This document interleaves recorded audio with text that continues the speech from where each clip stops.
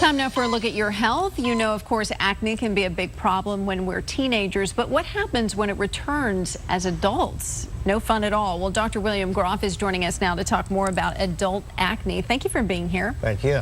All right, Dr. G is on his honeymoon, so he's pitch hitting today. Tell me, why the onset of adult acne? What prompts that? Well, for a lot of patients, it's not the onset in adulthood, but it's just a continuation. Is that right? Yeah, absolutely.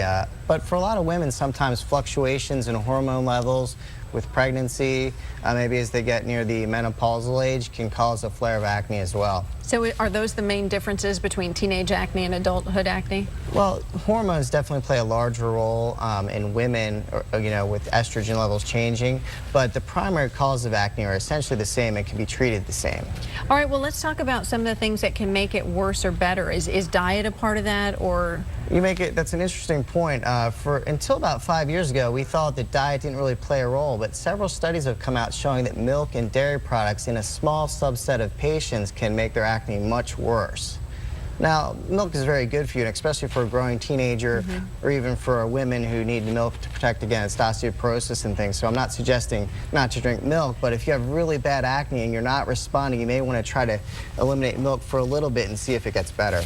All right, well, let's take a look at some before and after pictures that you were kind enough to bring along, talking about some of the treatments. Tell us what you did here.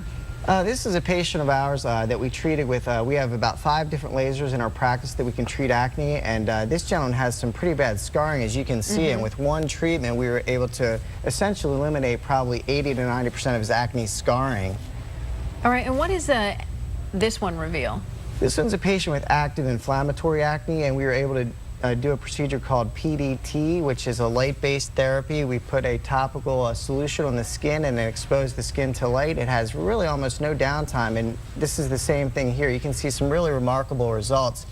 And a lot of patients don't want to take pills. They don't want to use creams on their skin that can be irritating or inflammatory. So a lot of patients love to do these laser procedures because there's really no downtime and you get some really nice results. And really, they weren't around, years ago, and it was a self-esteem issue for people, and so that's nice. There's a way to eradicate it. Well, thank you, Dr. Groff. It's so nice to have you here. And hey, we got some solutions for what can be really a terrible problem to take you into adulthood.